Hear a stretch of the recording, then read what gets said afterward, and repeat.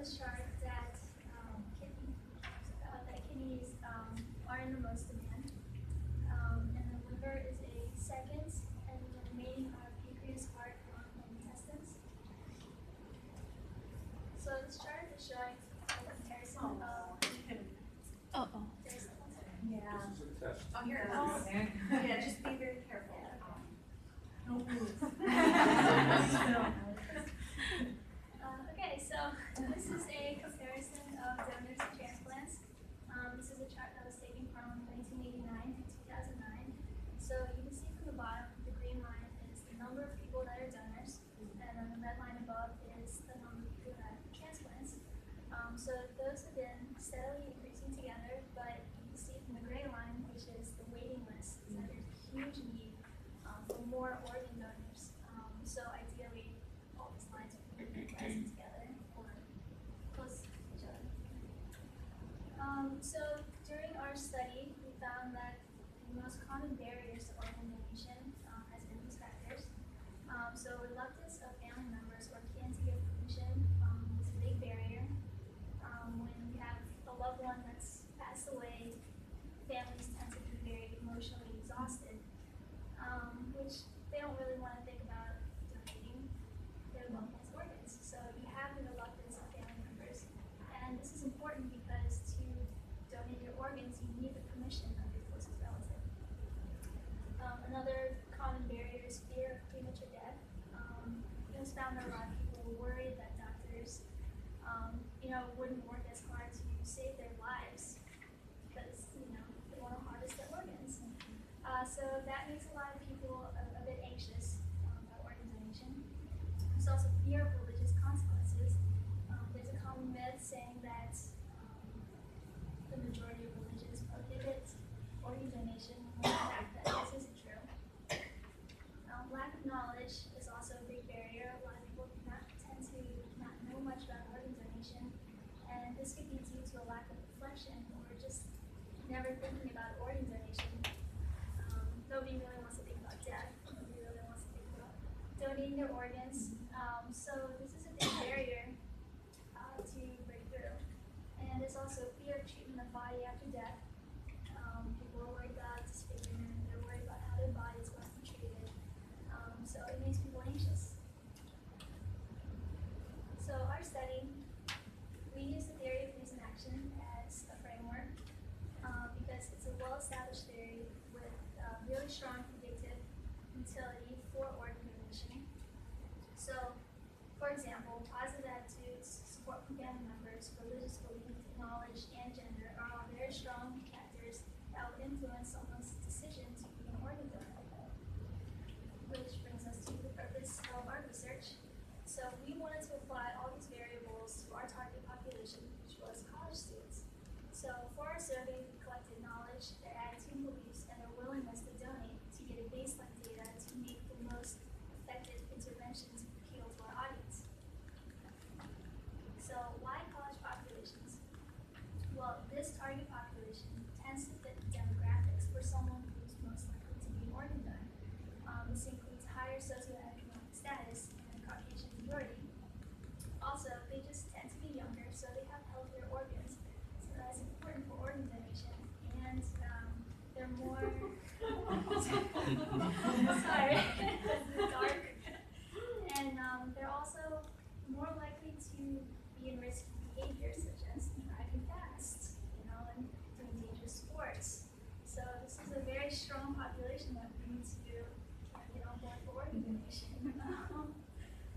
They're also typically more open to new ideas, so this would make them an ideal population for early intervention.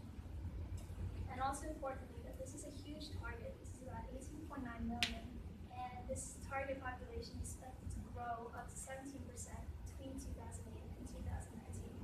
But currently, only 23% of all college students are currently registered. So for our study, we had 67 undergraduate students enrolled in a health science class. This was an online study that was over 2 weeks, and we just finished it this February. So our survey, we were able to collect demographics, their knowledge, their attitudes, and their willingness to be an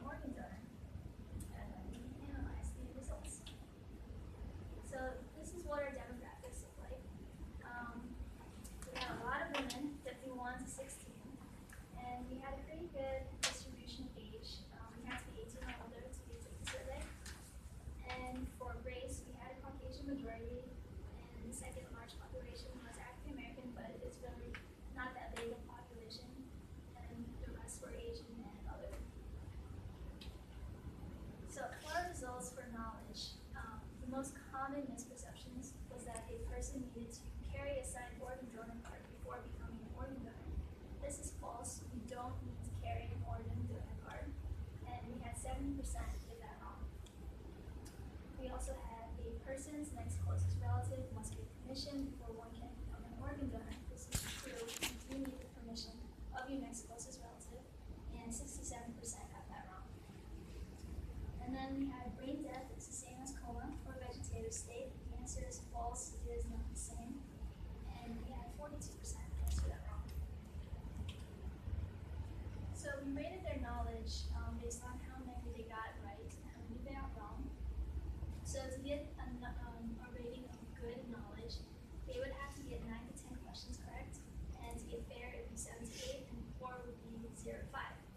As you can see, we only had 5 students that got a rating good, and we had almost 45 students that had a poor rating, so that's 93% of our population that had a really bad knowledge of organ donation and what it requires.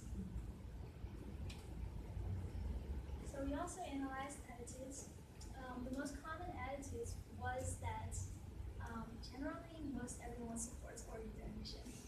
They think it's a great idea. For example, 95% support the idea of organ donation. 93% felt that it was important for people to declare their intentions to donate by signing organ cards. So we thought that was a bit strange that 93% and 95% support organ donation. There is a lack of organ donors. So our next question, we asked, are you currently registered as an organ donor? So we had 57% say yes and 43% say no. And then we asked why they are or aren't. So our top reasons for why someone decided to register as an organ donor, their top reason was they wanted to help someone else live at 92%. And then the second top reason was that they wanted to improve someone's quality of life after death. So for the ones that aren't organ donors, we weren't really sure why they weren't organ donors, and the top answer was that they just never really thought about it. This was at 67%, so it's a huge population of people who just never hear about organ donation. And then we had a smaller population, 28%, worried about the treatment of their body after death, which is one of the barriers that we discussed earlier.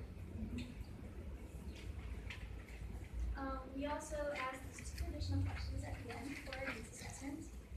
We basically asked the same question, but in 2 different ways. So our first one was, would you be interested in receiving more information on organ donation online or through your school, such as events or information sessions?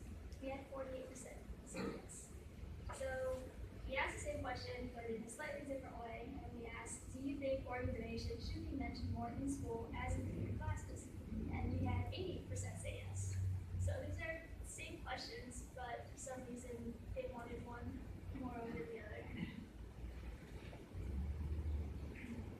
So the results of our study, we decided that we need to be appealing to 2 different audiences. So we need to have 2 different types of interventions. So the first one would be education and general awareness for myths. This is for people who have strong attitudes towards organ donation, that they support it, but they don't really know much about it, which you saw that 93% has poor knowledge. So the first type of intervention would be to help strengthen knowledge for those who are ready for positive attitudes. And then our second type of intervention would be a call to action and motivation. This would be teaching students how to register and provide convenient ways to do so.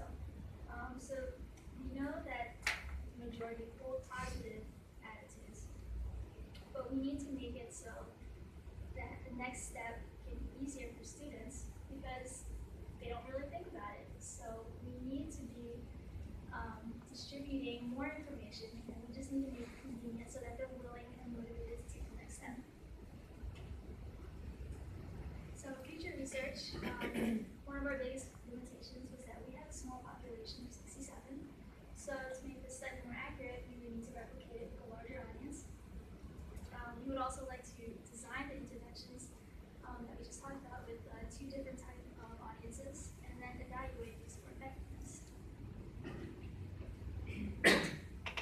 So in conclusion, there is an urgent need for organ donation, and it's great that most students have favorable attitudes, but the problem is that they lack the knowledge to do so, and they also lack the motivation because there's just no one to remind them